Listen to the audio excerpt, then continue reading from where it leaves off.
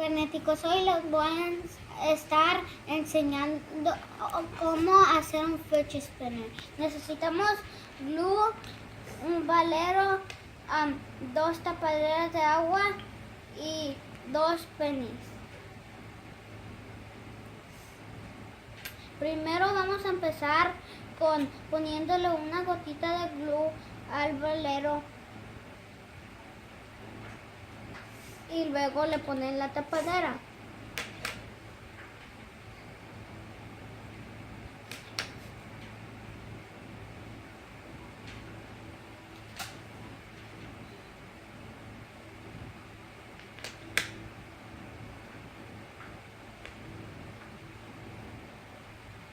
Dejan que seque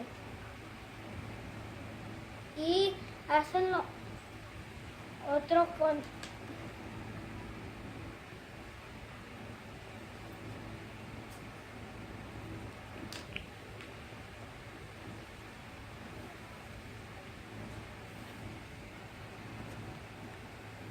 y lo pegan y hacen lo mismo con el otro.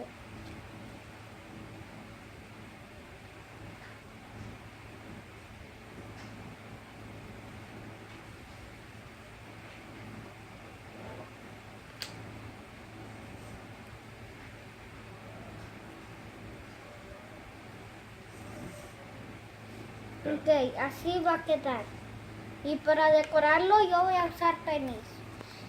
Le ponen una gotita de glue en el medio de la tapadera y le ponen un penny.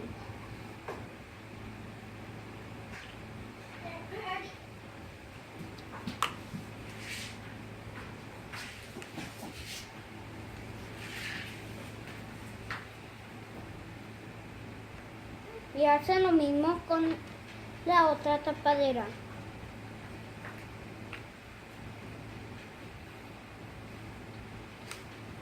Así es como queda nuestro proyecto.